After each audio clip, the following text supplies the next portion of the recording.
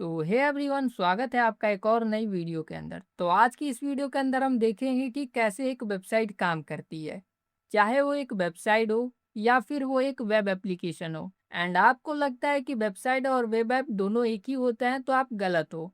ये दोनों अलग अलग चीज़ें होती हैं। एंड इस वीडियो के अंदर मैं आपको ये भी बताऊंगा कि वेबसाइट और वेब ऐप में क्या डिफरेंसेस होते हैं। एंड साथ ही साथ हम ये भी देखेंगे कि पहले के टाइम में वेबसाइट्स को या फिर वेब ऐप को कैसे बनाया जाता था, एंड आज के मॉडर्न डेज के अंदर वेबसाइट्स को कैसे बनाया जाता है। एंड हम थोड़ा सॉफ्टवेयर के भी बारे में बात करेंगे कि सॉफ्टवेयर होता क्या है एंड सॉफ्टवेयर के कितने टाइप्स हैं।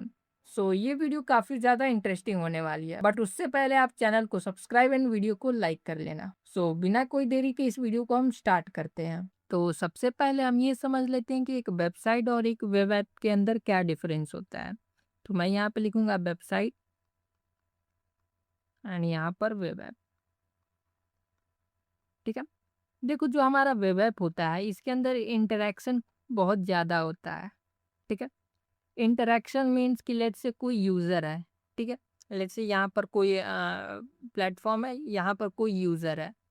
यूज़र इस ऐप के अंदर बहुत सारी चीज़ें कर सकता है। लेट्स से एग्जांपल अगर हम वेब ऐप का देखें तो हमारे पास इंस्टाग्राम है। ठीक है। तो जो हमारा इंस्टाग्राम है उस पे इंटरेक्शन बहुत ज़्यादा होता है। यूज़र यहाँ पर लाइक कर सकता है, कमेंट कर सकता है, चैट कर सकता है, अपने प्रोफाइल पेज को ओपन कर सकता है, रील्स को स्क्रॉल कर सकता है। तो ये सारे हमारे इंटरेक्शन है। ठीक है। तो जो हमारे वेब ऐप होते हैं इसके अंदर इंटरेक्शन हाई होता है, मतलब कि यूज़र जो होता है वो काफ़ी ज़्यादा इंटरेक्ट कर सकता है इन वेबसाइट्स के अंदर।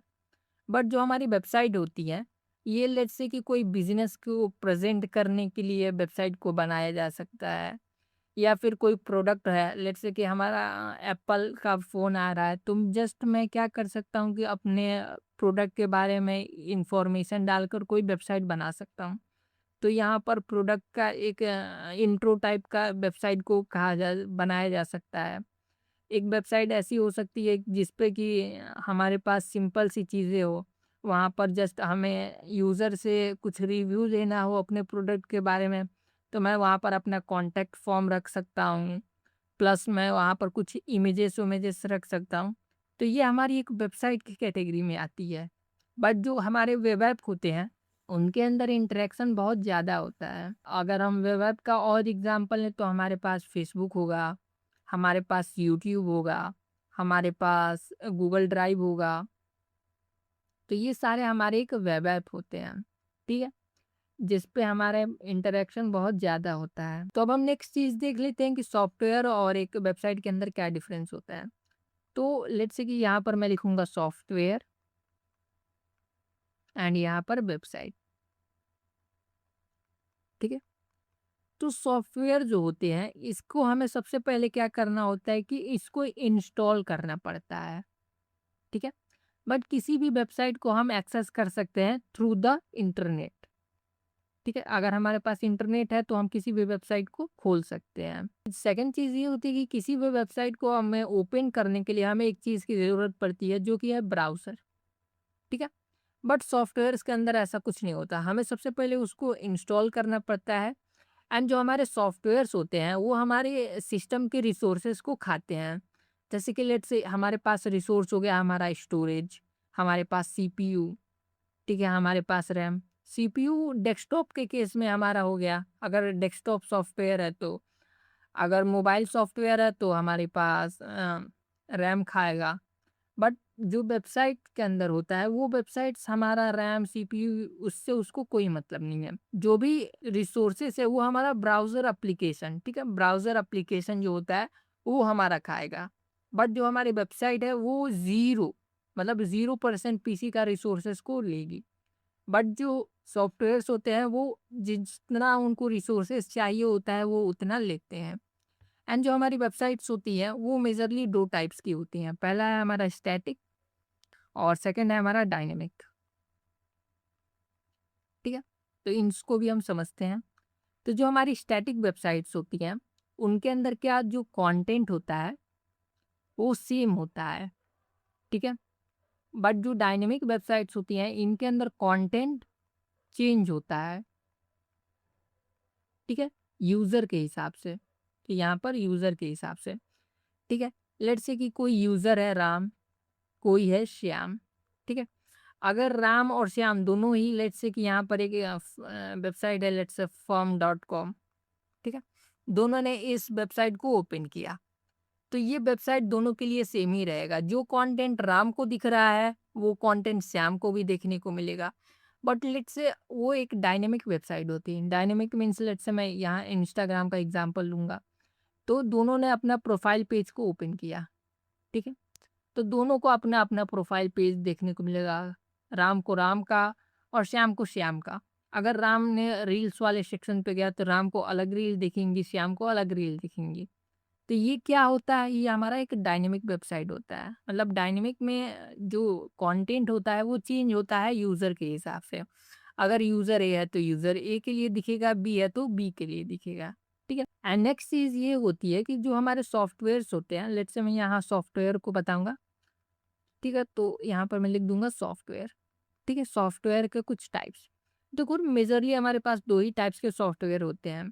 पहला होता है हमारा सिस्टम सॉफ्टवेयर।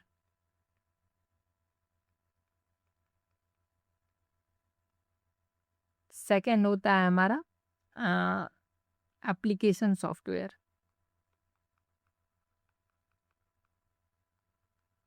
जो हमारे सिस्टम सॉफ्टवेयर होते हैं, इसमें हमारे पास सबसे बेटर एग्ज़ाम्पल है विंडो, ठीक है। बिना विंडो के हम अपने लैपटॉप को नहीं वो चला सकते। क्यों? क्योंकि विंडो जो होता है वो एक जीयूआई है, मतलब कि ग्राफिकल यूज़र इंटरफेस। अगर हमारे पास ये जीयूआई ना हो, तो हम जो चीज़ें हमें दिख रही हैं एक्चुअल में वो हमें वो चीज़ें वैसी नहीं दिखती हमारे कंप्यूटर के अंदर।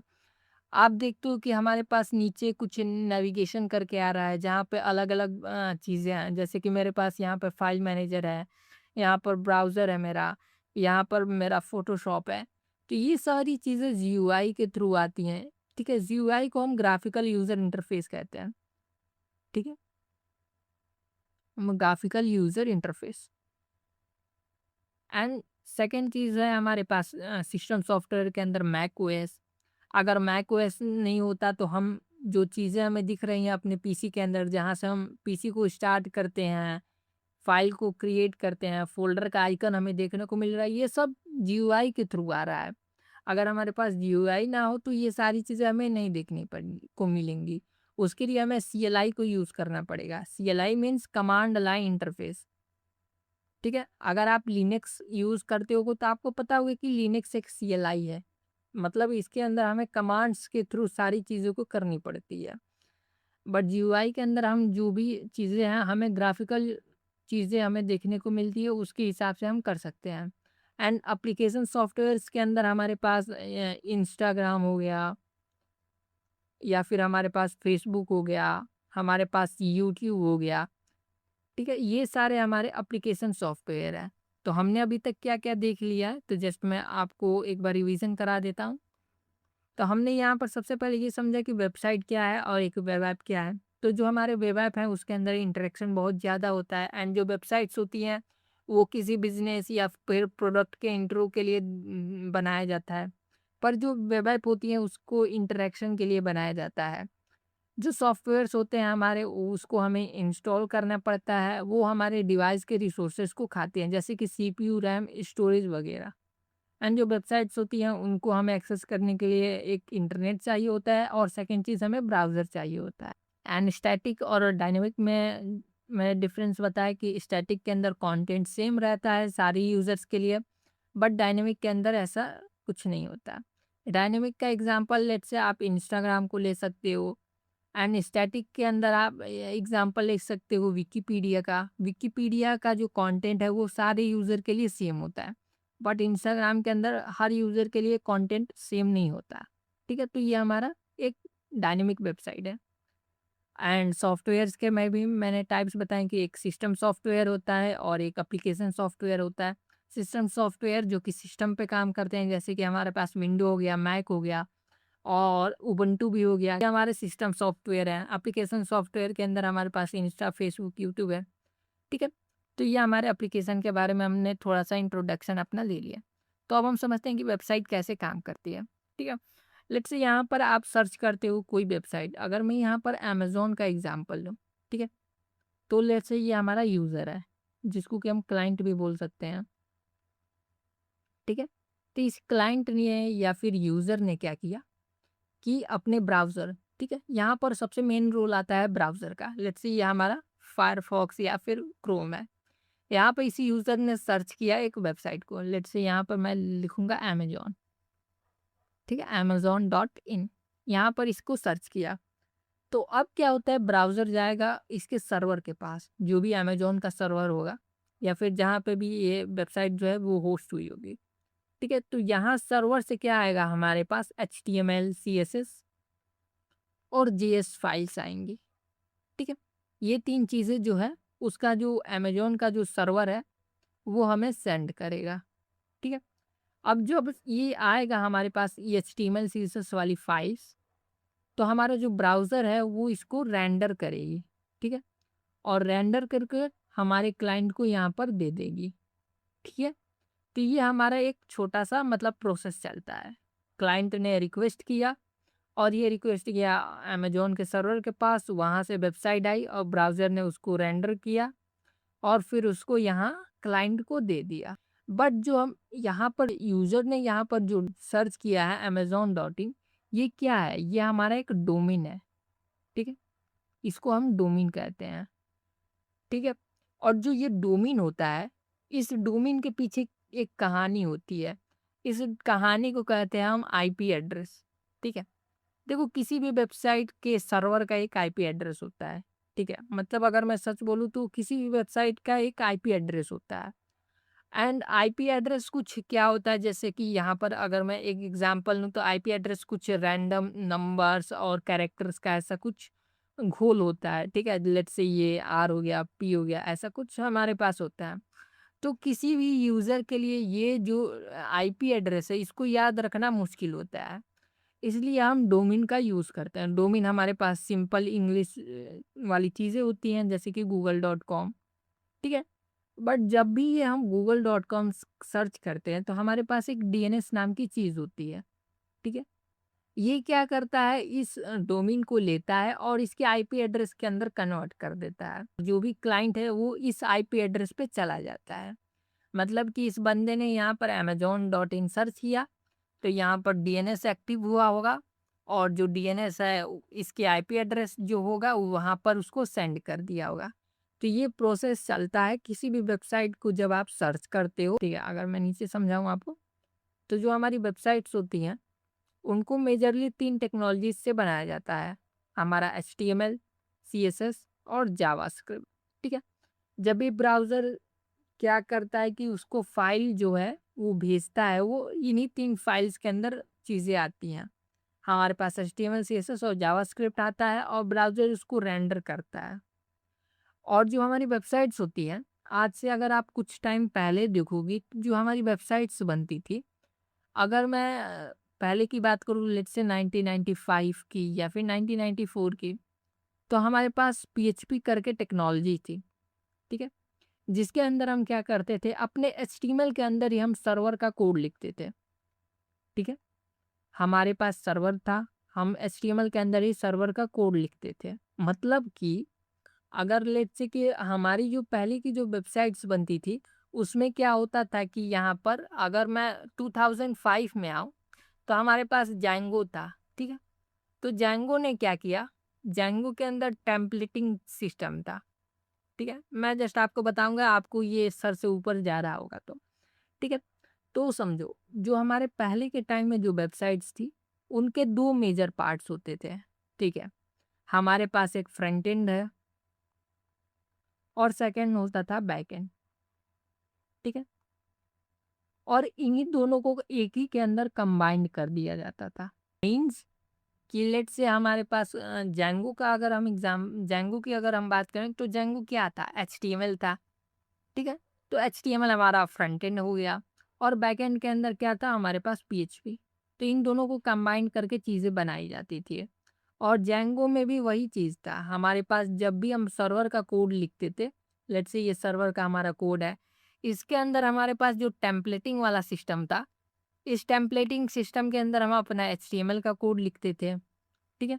और इसी HTML के अंदर क्या होता था कि हमारा जो डायनेमिक डेटा था, लेट्स से कि हमारे सर्वर के अंदर कुछ डायनेमिक चीज़ें हुईं और उस सर्वर को का जो कोड था, वो जो डेटा था, उसको हम अपने HTML के अंदर रेंडर कर देते थे टेम्पलेटिंग के हेल्प से। तो अगर हम पहले की बात करें तो पहले वेबसाइट एक ही पार्ट में बनाई जाती थी, मतलब कि हमारा सर्वर जो कोड होता था वो रिस्पॉन्सिबल होता था हमारे फ्रंट एंड का भी। अगर अगर मैं अच्छे से आपको बताऊं तो हम एक ही कोड लिखते थे, हम यहाँ पर सेपरेट चीज़ें नहीं करते थे। हम अपने सर्वर वाले कोड के अंदर ही HTML या फिर CSS या फिर जो जावास्क्रिप्ट फ्रंट एंड वाली चीज़ें हैं, उसको हम अपने सर्वर वाले कोड के अंदर ही लिखते थे। इससे इशू ये होता था कि हम बेटर परफॉर्मेंस नहीं दे पाते थे, हम इसको स्केल नहीं कर पाते थे, ठीक है? और थोड़ा-थोड़ा टाइम बदला, ठीक है? और जब टाइम बदला तो हमारे पास ये 3 कैटेगरी हो गई, ठीक है? तो ये 1 कैटेगरी और ये 2 और ये 3, ठीक है? तो फर्स्ट हम कैटेगरी को कहेंगे अपना फ्रंट एंड, ठीक है? ये हमारी फ्रंट एंड कैटेगरी हो गई। सेकंड जो कैटेगरी है वो हमारी हो गई बैक एंड एंड थर्ड है जो होता है डेटाबेस, ठीक है? एंड आज भी अगर आप देखोगे, ठीक है, तो फ्रंट बैकएंड और डेटाबेस दोनों एक ही के अंदर आता है। फ्रंट एंड को एक सेपरेट, मतलब कि इन दोनों से अलग माना जाता है और बैकएंड और डेटाबेस दोनों एक ही के अंदर आती है। तो अगर मैं इन दोनों को एक ही के अंदर कर दूं तो कुछ इस तरीके से, ठीक है? अगर कोई बैकएंड बोलता है तो बैकएंड के अंदर हमारे पास बैकएंड सर्वर वाला भी कोड लिखा जाएगा और डेटाबेस वाला कोड भी बैकएंड के अंदर ही लिखा जाएगा। बट जो हमारा फ्रंट एंड है, फ्रंट एंड के अंदर फ्रंट एंड वाली चीज़ें लिखी जाएंगी। मीन्स जो हमारा फ्रंट एंड है, फ्रंट एंड के अंदर जो भी टेक्नोलॉजीज वो यूज़ होती हैं आज के टाइम में, HTML CSS JS, ठीक है? तो ये जो हमारा चीज़ है, ये हमारे इसी चीज़ को हम मॉडर्न डेज आर्किटेक्चर कहते हैं। मतलब कि हमारे पास फ्रंट एंड एक सेपरेट होता है, बैक एंड मतलब कि सर्वर का कोड और डेटाबेस का कोड, ये दोनों हमारा बैक एंड कहलाता है। बट जब आप पहले के टाइम में देखोगे तो हमारे पास जब PHP और हमारे पास जेंगो जब था, तो उसके अंदर क्या होता था कि जो हमारा HTML था, ठीक है, HTML के अंदर हम सर्वर वाला कोड लिखते थे PHP के अंदर। और जो हमारा जब जेंगो आया 2005 के अंदर, ठीक है, जब जेंगो आया 2005 के अंदर, तो हम क्या करते थे कि जो हमारा सर्वर वाला कोड था उसके अंदर टेम्पलेटिंग सिस्टम था, तो हम टेम्पलेटिंग के अंदर अपना जो डायनेमिक डेटा है उसको हम भेज देते थे। बट ये एक बेटर सॉल्यूशन नहीं था, क्योंकि हमें परफॉर्मेंस भी चाहिए, हमें इस एप्लीकेशन को स्केल भी करना है, तो इससे बहुत ज़्यादा प्रॉब्लम होती थी। इसलिए हमने क्या किया कि हमने फ्रंट एंड को बना दिया, हमने बैकएंड को बना दिया। मतलब कि ये बेसिकली एक आर्किटेक्ट हो गया, ठीक है? हमारे पास फ्रंट एंड एक अलग चीज़ होगी और बैकएंड एक अलग चीज़ होगी। और जो हमारा बैकएंड रिस्पॉन्सिबल होता है, वो होता है डेटा का। मतलब कि बैकएंड को काम है सिर्फ़ डेटा भेजना, ना कि फ्रंट एंड वाली चीज़ें भेजना। फ्रंट एंड का काम अलग है, फ्रंट एंड के अंदर जो टेक्नोलॉजीज़ यूज़ होती हैं, वो फ्रंट एंड के अंदर होती हैं। जैसे कि HTML CSS जावास्क्रिप्ट का जो कोड है, वो हम फ्रंट एंड के अंदर लिखने वाले हैं। हमें उसको बैक एंड के अंदर लिखने की ज़रूरत नहीं है। एंड आज भी बहुत सारे फ्रेमवर्क्स के अंदर टेम्पलेटिंग है सिस्टम है। जैसे कि जेंगो के अंदर है, अगर आपने Node.js यूज़ किया होगा तो हमारे पास EJS करके है। तो मतलब कि टेम्पलेटिंग सिस्टम है, बट उसको यूज़ नहीं करते। हम क्या करते हैं कि हम अपने बैकएंड वाले कोड से हम सिर्फ डेटा को सेंड करते हैं एंड उस डेटा को हम अपने फ्रंट एंड वाली एप्लीकेशन के अंदर शो करा देते हैं, ठीक है? तो ये जो चीज़ है आज के मॉडर्न डेज के अंदर इसी का यूज़ होता है। एंड पहले के टाइम में जो था कि हमारा सर्वर ही रिस्पॉन्सिबल होता था फ्रंट एंड का, ठीक है? बट आज के टाइम में वैसा नहीं है। एंड हमने ये भी देखा कि डोमेन नेम सिस्टम क्या है, डोमेन कैसे वर्क करता है। मतलब कि अगर आपको कोई भी वेबसाइट को अगर एक्सेस करना है तो आपके पास उसका डोमेन होना चाहिए। एंड जब भी आप डोमेन सर्च करते हो तो हमारे पहला जो डोमेन होता है वो DNS से कन्वर्ट होता है IP एड्रेस में, और उस IP एड्रेस पे रिक्वेस्ट जाता है और उसका जो सर्वर होता है हमारे पास HTML CSS JS वाली फाइल्स भेजता है, और जो ये जो फाइल्स हैं वो हमारे ब्राउज़र के पास आती हैं, एंड ब्राउज़र उसको रेंडर करके हमारे यूज़र को दिखा देता है। तो ये मतलब प्रोसेस चलता है किसी भी वेबसाइट के वर्क का। अगर आप वेबसाइट्स देखोगे, ठीक है, हमारे पास बहुत सारी वेबसाइट्स हैं जो जहाँ पे मैं आपको समझा भी रहा हूँ। एक्सलीड्रो ये भी एक वेबसाइट ही है। मतलब कि जो वेबसाइट्स होती हैं उसको आपको एक्सेस करने के लिए आपको इंटरनेट चाहिए, आपको ब्राउज़र चाहिए। बिना नेट के आप कोई भी वेबसाइट को एक्सेस नहीं कर सकते, ठीक है। हमारे पास वो डायनासोर कहते हैं, ठीक है। आप देखोगे कि यहाँ पर डायनासोर आ जाता है और ऐसा कुछ गेम वाला करके आ जाता है। मतलब कि आपको कोई भी वेबसाइट को एक्सेस करना है तो आपके पास इंटरनेट होना ज़रूरी है, ठीक है। अगर नहीं होगा तो भाई वो डायनासोर वाला गेम हमें देखने को मिलता है। एंड थर्ड चीज़ ये होती है कि जो वेबसाइट होती हैं वो 2 पर्पज़ से बनाई जाती हैं। पहला है हमारा वेब ऐप, मतलब कि जिस पे इंटरैक्शन के लिए, और सेकंड चीज़ है स्टैटिक या फिर प्रोडक्ट के शो कराने के लिए। तो वो आपके ऊपर डिपेंड करता है कि आपको वेबसाइट बनानी कैसे है। एंड दोनों के अंदर वही आर्किटेक्ट यूज़ होता है, ठीक है। जो आज के मॉडर्न डेज़ के अंदर आर्किटेक्ट यूज़ होता है, हमारा फ्रंट एंड हो गया और बैक एंड हो गया, ठीक है। एंड जो हमारा बैक एंड है, बैक एंड के अंदर इंक्लूड क्या-क्या होगा, हमारे पास सर्वर वाली चीज़ और डेटाबेस वाली चीज़, ठीक है, बैक एंड के अंदर होगी। हमारा बैक एंड रिस्पॉन्सिबल होता है डेटा का, और फ्रंट एंड जो रिस्पॉन्सिबल होता है उस डेटा को शो कराने का, ओके। एंड दोनों को बनाने का प्रोसेस भी सेम ही होता है। मतलब कि अगर मैं एक सिंपल वेबसाइट भी बनाऊँ तो मैं इसका ही यूज़ करूँगा, अगर मैं एक वेब ऐप बनाऊँगा तो उसके लिए भी मैं इसी का यूज़ करूँगा, जो कि आज के मॉडर्न डेज़ के अंदर जो आर्किटेक्ट यूज़ होता है। एंड फ्रंट एंड एप्लीकेशन जो होती है उसको हम बनाते हैं HTML CSS, ठीक है, जो कि कोर चीज़ें हैं। कोई भी ब्राउज़र इन्हीं तीनों के अंदर कन्वर्ट करके हमें भेजता है फाइल्स, एंड ब्राउज़र पे रेंडर होती हैं वो चीज़। एंड जो हमारा फ्रंट एंड होता है, अगर आप फास्ट डेवलपमेंट करना चाहो तो उसके लिए आप रिएक्ट एंगुलर जैसी टेक्नोलॉजीज़ का यूज़ करते हो, ठीक है। एंड जो हमारा बैकएंड होता है, बैकएंड के अंदर हमने बहुत सारी लैंग्वेजेस यूज़ होती हैं, ठीक है। बहुत सारे फ्रेमवर्क हैं, जैसे कि हमारे पास स्प्रिंग बूट फ्रेमवर्क है जो कि जावा के अंदर है। हमारे पास नोड जेएस है, नोड प्लस एक्सप्रेस, ठीक है। एंड डेटाबेस के अंदर हमारे पास एसक्यूएल है, ठीक है, माई एसक्यूएल, ठीक है, एंड मोंगोडीबी है। तो ये हमारे डेटाबेसेस हो गए।